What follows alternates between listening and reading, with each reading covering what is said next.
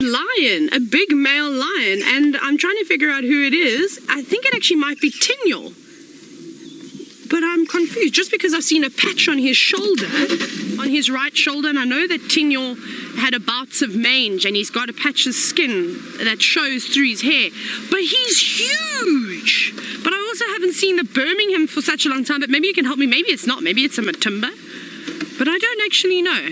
I'm confused. I don't know. I know it is. It's Tinyo. Look at that. You see that patch that's missing on his shoulder? He has that. I don't know. Just go a little bit down. There we go. You see there? I just need to tell Herbie that I'm on his track. Okay, well, Herbie's now talking about these male lion tracks, and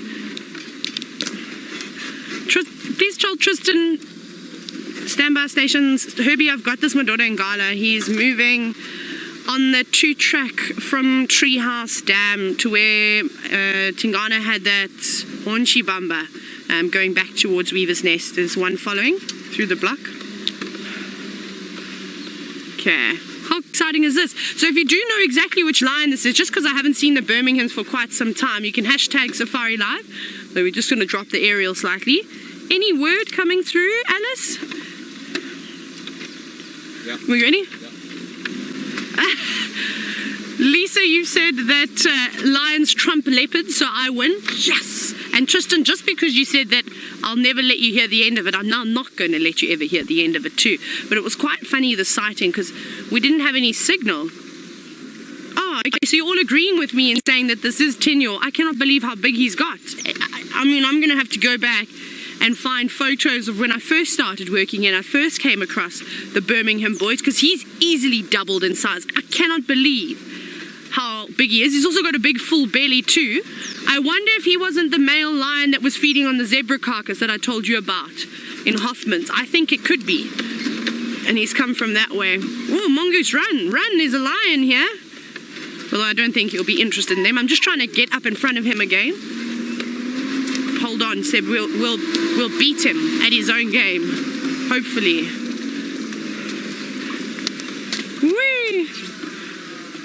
Now, Natalie, it's great to hear from you again. You've said that you've never seen a male lion before. Well, here we are. And here he comes. This is so cool. I'm so impressed. And maybe you can help me out here. Maybe you can do a little collage for us of Tinyo as he's grown up, because he's really turned into a magnificent lion. Look at that dark mane. He has got beautiful battle scars all over. Sorry, I'm just jumping out of frame. We know that him and Mfumo are the ones that normally hang out together, and they often have altercations. So I think a lot of the scars that he's got on his body is just from the rest of the coalition. They normally have little boxing matches. Oh, wow.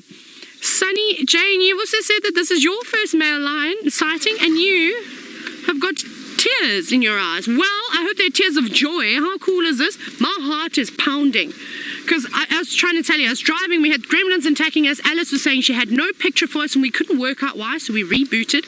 I'm driving very slowly on the dam wall, you know, thinking and hoping and just going, I need to beat the boys. I need to beat the boys at finding a leopard. And I was searching the hardest I've ever searched for a leopard in my entire life. And then I saw this lion, I looked at the Egyptian geese, I looked at the lion, and then I carried on driving and I hit the brakes and I went, hang on, there's a lion. Well, here we are. Now we're in that situation. I thought I'd actually completely imagined it. Now I'm going to try and jump ahead again, because otherwise we're just going to get stuck with him. Now, a question from Kylie as we bounce around here through the bushes. You're wondering if he'll roar at this time of the day. If he wanted to, if he was wanting to do it, declare his territory, if he was trying to locate other members, then yes. I'm just trying to think. The elephants have pulled all these trees down, so it's difficult to get a view of him. Still just going to call in, where's the game drive radio, as well while we're maneuvering. Still following this Madoda Ngala. That's one of the Birmingham boys. He's making his way back towards Weaver's Nest. We've just come from Treehouse Dam. He's mobile straight north now. Okay, just keeping everybody updated on the game drive radio. but I don't think anyone's particularly interested. The reason why I say this is because the Torchwood Pride was found also back, they're just on the Manyeleti boundary. I don't think anyone found the Nkuhumas, and then there was also a mating pair of lions walking around, so I think everybody's had their lion fix. Okay, here's our opportunity to make a gap for it. Let's go. Whee, and at least I can say comfortably, I don't think Tinyo is going to take us through some thick terrain like the leopards have over the last couple of weeks. Here he is. And he doesn't mind us as well, in case you are slightly worried about Sebastian and I, and you think that this lion might try and attack us. He's not bothered by us at all. You can see he barely glances over at us, and he's used to having the, you know, sort of the clanging and bumping around that does happen when you drive off-road. But he's a man on a mission. Now, Lisa, you've said that he's got quite a strut going on. Definitely. I don't know where he's going, though. Now he's changed directions. Like, now he's going more east. So now it sounds like I've called that sighting in incorrectly. But he is going to go towards a road. Let's go this way around. I just don't want to get too close to him and bother him, especially if I'm trying to get ahead. We'll get him through this gap here. Watch your head, Seb. Oh, we're going to go onto a road. Now, hopefully, make a quick gap here. And that's the hardest thing about going on safari, is trying to figure out where the animals are going to go so that you can beat them to it. Here he comes. I hope you're taking lots of screenshots. So yes, like I said, maybe you can start off with Tinyo, when we first started seeing the Birmingham boys coming through, but just before their takeover, and right up until today, and use these screenshots. If you take any, put them together, and we can see a sort of a timeline on how much he's actually grown. Remember to, of course, hashtag Safari Live. How great is this?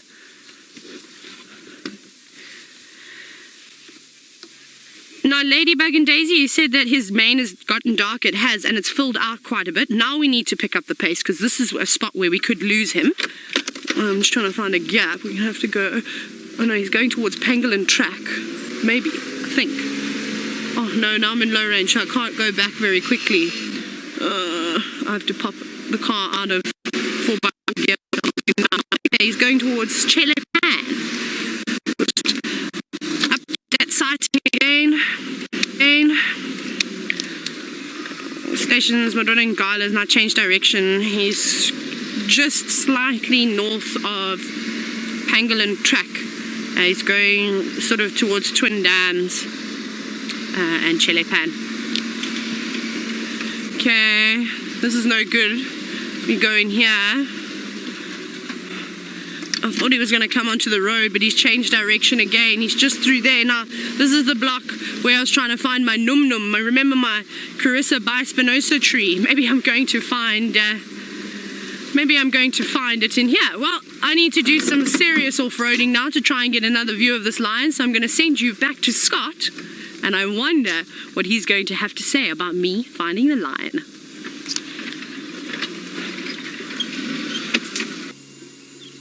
He is, and he is hot, panting, probably feeling slightly on the uncomfortable side with the size of his belly, but look at the size of those paws.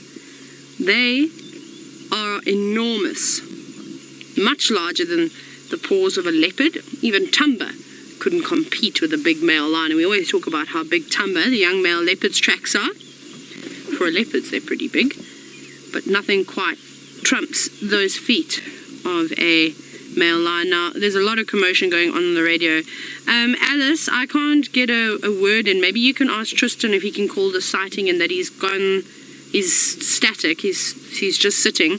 We're just off Pangolin Track. He'll get our visual from the road. I'd rather focus on here, and then he can maybe update the sighting once there's a gap. Thank you very much. So he's grooming himself now. He's been on a bit of a walk. I think we must have just missed him drinking at Treehouse Dam. I think that's where he would have come in from Hoffman's. It's not a very far route that he's walked. Had a drink of water. And now he's come through here. Whether he's going to lay up for the rest of the morning, I'm not sure just yet. He might still continue heading on the move. I think he's going to head in the direction of where the Nkuhumas were, which is east, somewhere in Bivelshoek. They seem to be closer towards the Kruger boundary now. Okay, great, thanks. Sorry, just chatting to Alice. Alice is just confirming about that sighting. But he is a magnificent boy. Now, you know who I'm excited to see? If this is what Tinyo looks like. Mfumo is quite big in terms of his body size. We always thought that he had the biggest body out of the Birmingham boys. So he must be monstrous now. And he'll also have a beautiful mane. Nsuku and Nena must be looking gorgeous as ever. They've always been two very, very pretty lions with fairly dark manes, but we always suspected that they're slightly older than Tinyo and Mfumo, and that's why there was such a color difference.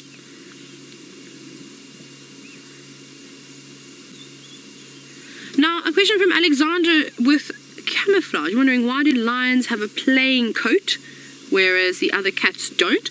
Well, that's not actually entirely true, because if you look at a caracal, the caracals slightly, well, we call them a rooi cat, a red cat as another name, or an African lynx. They've also got a similar sort of coloration to their body, slightly more reddish though, and completely plain. No markings like a leopard or like a tiger has on, or a cheetah, and it's just for different types of camouflage. So lions can adapt. They can live in most places in Africa. They're not just restricted to the savannah. But when you're hunting in tall grass, to have a tawny colored body like this, it's ideal. It's beautiful. It blends in very, very, very well. So even though they don't have spots, their camouflage is still perfect. I'm just trying to think what else has got a fair. Yeah, I suppose it's not the only cat. Like I said, the caracal. And then you get different types of cats all over the world. And I'm talking about sort of wild ones, not domesticated cats, that have got plain colored coats too. So it's not all of it. They don't need it. He's beautiful though. So it's nice, because we thought at one point, we didn't think all the Birmingham boys were going to have dark coats, dark manes, sorry, but they do. And there you can see his right canine, you can see how it is broken. That's another way to identify him. Yellow teeth, but still looking good. Dory, you've noticed all the scars on his face, and you said that he is quite scarred up. He is, but him and Mfumo used to get into quite a few battles, and they seem to be the ones also that the Nguhuma lionesses used to swat through the face a couple of times. But it's not uncommon to see male lions with all scars like this. They do sort of come into conflict with lots of other male lions, and then again, as we were talking about it earlier, they'll fight amongst themselves too. Now, it's very rare to actually see a lion that has a beautiful, clean face. The pretty boys. I like the boys that have been sort of battling it out in terms of taking pictures and things. It's beautiful to see animals with all sorts of scars. So we have a new viewer who's just joined us. Pictured Grace, welcome. It's great to have you, and well, what a great day to start watching and having one of the Birmingham boys. Now, your question was, what is the lifespan of a lion? Well, it depends. Male and female slightly different. Now, with the boys, they don't live as long as the lionesses do. Like we've just been chatting about, they're in conflict. They're the ones that protect the pride. They're constantly marking and defending the territories. So the chances of them being taken out by another male lion are a lot higher. And then also, with their prey that they're hunting, buffalo, giraffe, sometimes even elephants, it's very dangerous for them too. So they don't always live very long. So I would say a male lion in this particular area is not more than about 12 years old, maybe slightly older at times, sometimes even 10 years old. So between 10 and 12 years, I'd say. The lionesses can live for a few more years longer than that. I've seen a lioness that was about 15 years old before. But then they're fairly frail. It's a tough life for a big cat. But look at him. Luckily you don't have the flies bothering you today, Tinyo. If this was summer, he'd be shaking his head, he'd be biting at the air. There's a couple of flies on his body, you can see just to the right of him, it looks like it. But they don't seem to be bothering him too much around his eyes. Every now and then you just see his tail swish, but obviously not biting him too much.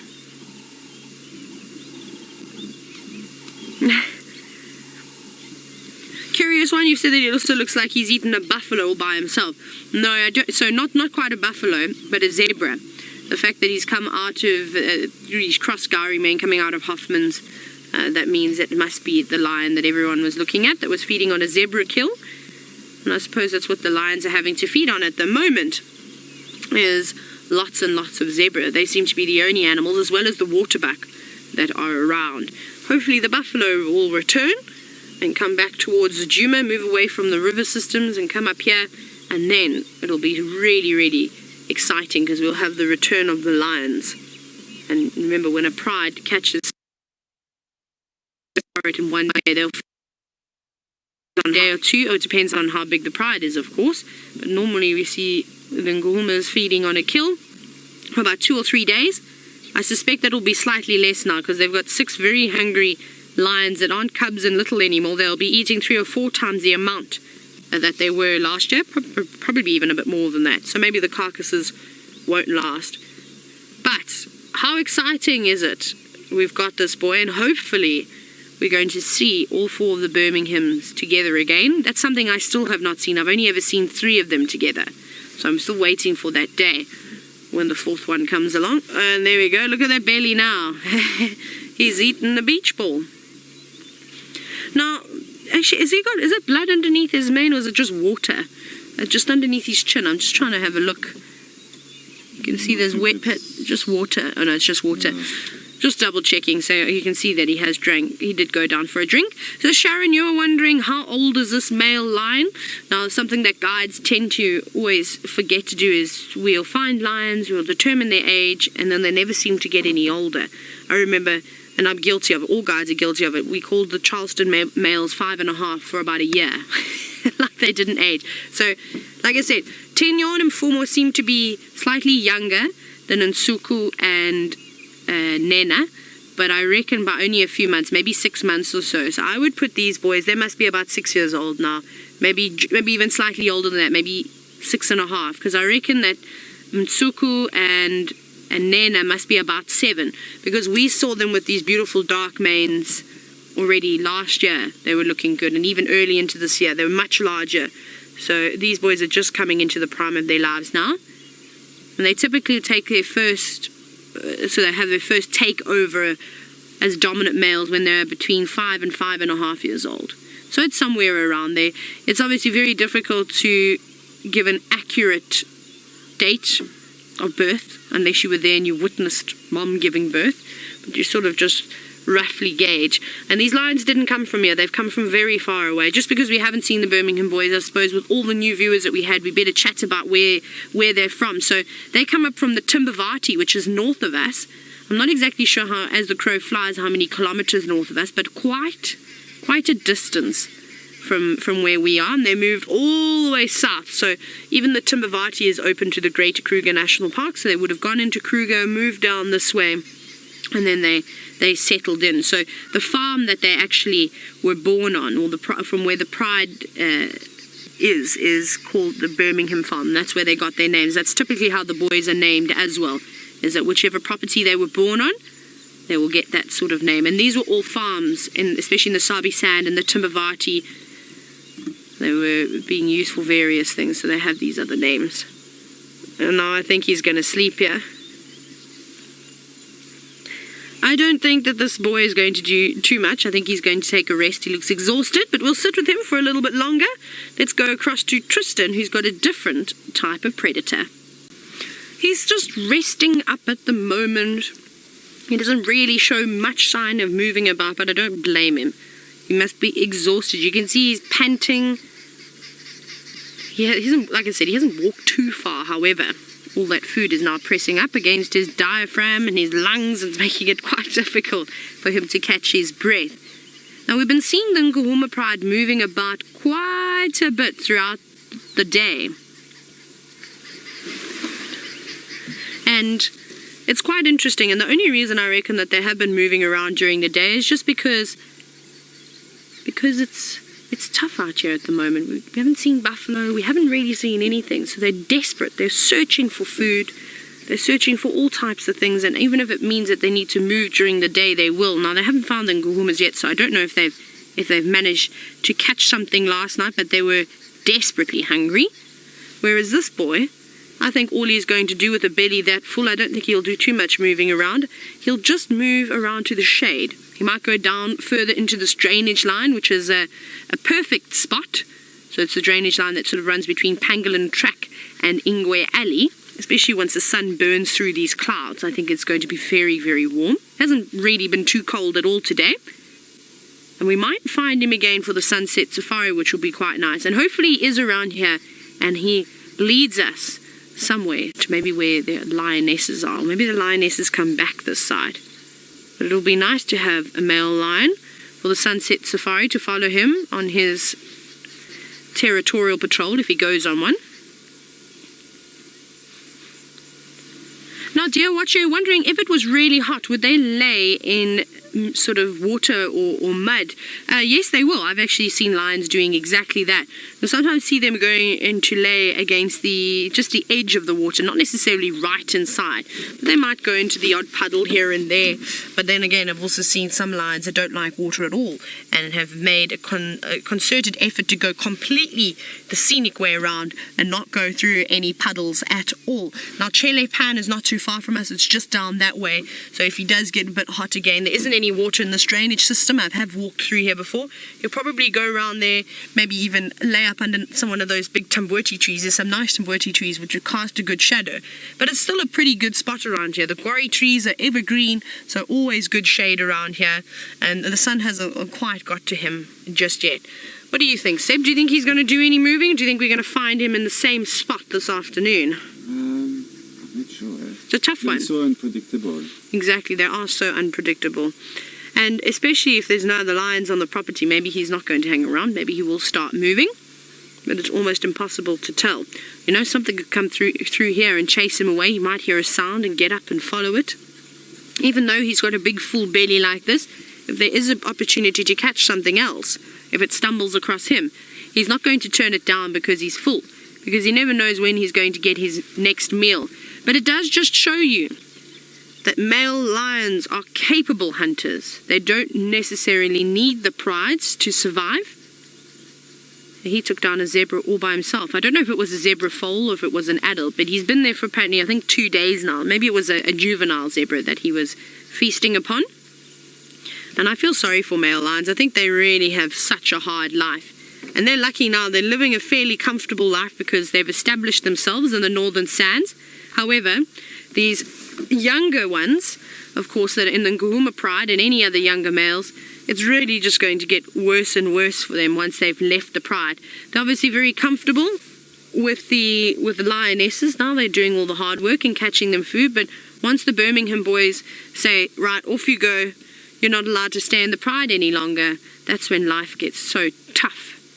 They've got to move in and amongst other males' territories, try and lay low, but then also try and catch yourself some dinner. And whenever you do catch a meal, you run the risk of drawing a lot of attention to yourself, especially with all the vultures that come about here. It is pretty tough for those boys. But the Birminghams did all right, don't you think? They're looking fit and healthy. I'd like to see him full more, though. He must be one of my... Nena's my favourite Birmingham boy, but I like him full more just because he looks like a real warrior with the big cuts that he has on his face. And I don't know what he even looks like anymore. I might not even recognise him.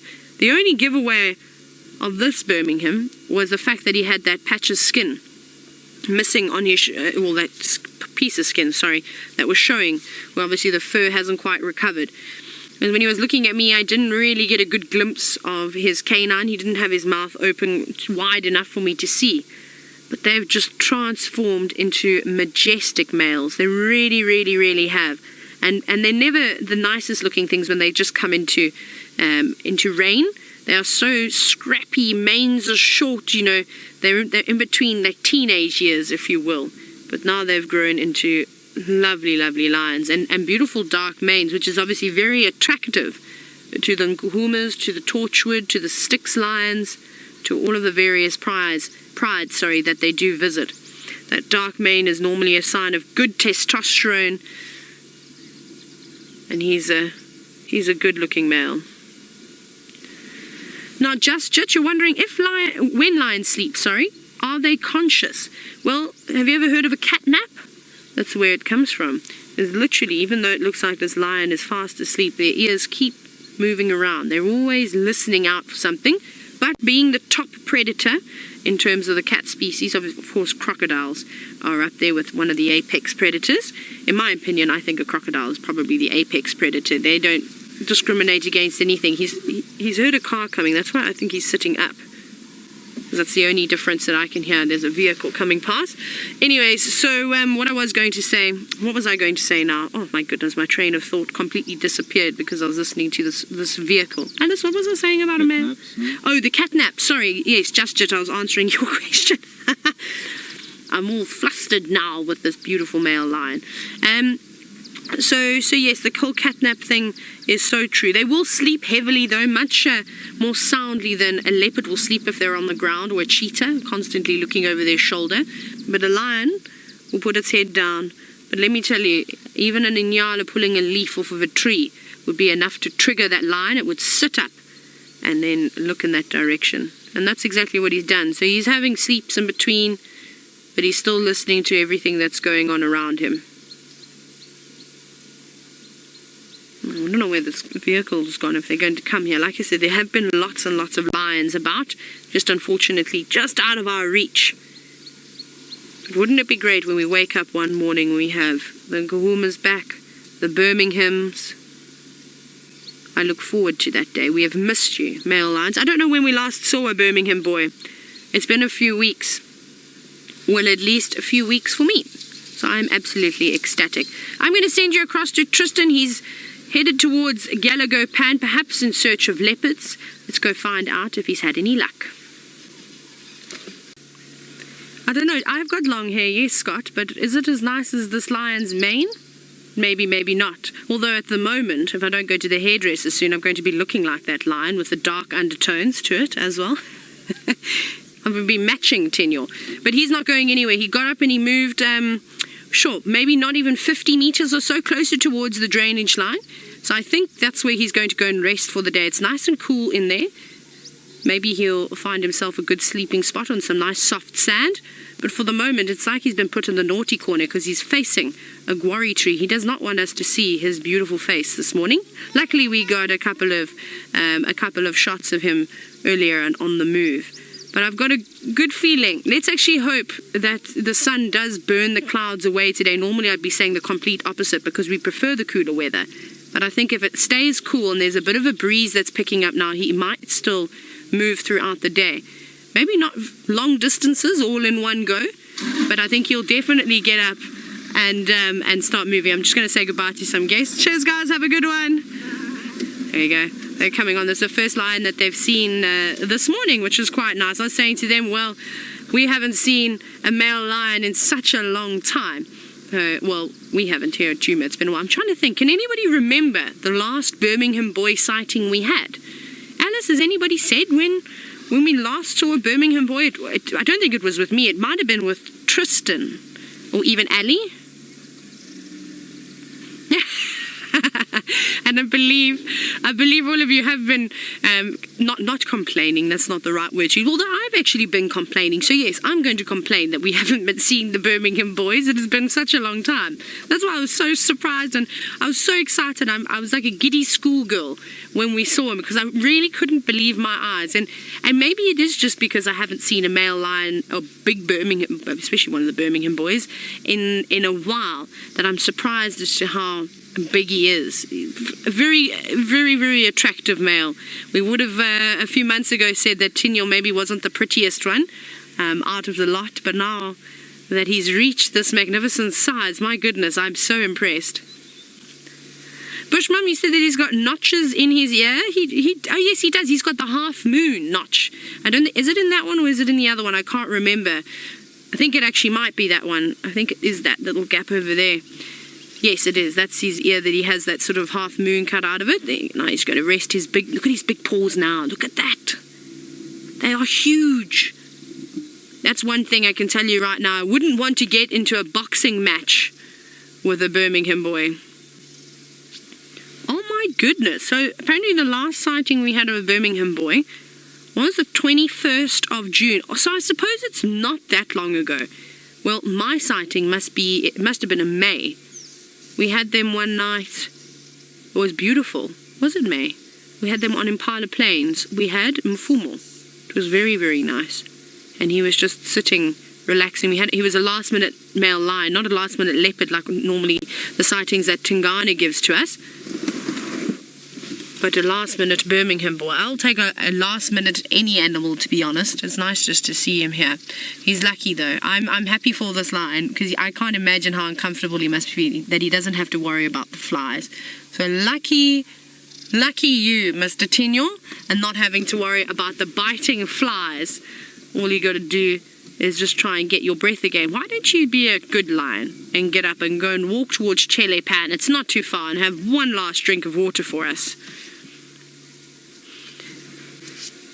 Now, as we sit here, we've sort of been talking about their sleeping habits and how they can sleep soundly, even though their ears are still pricked up and listening to what's going on around them. Sharon, you're worried and a bit concerned.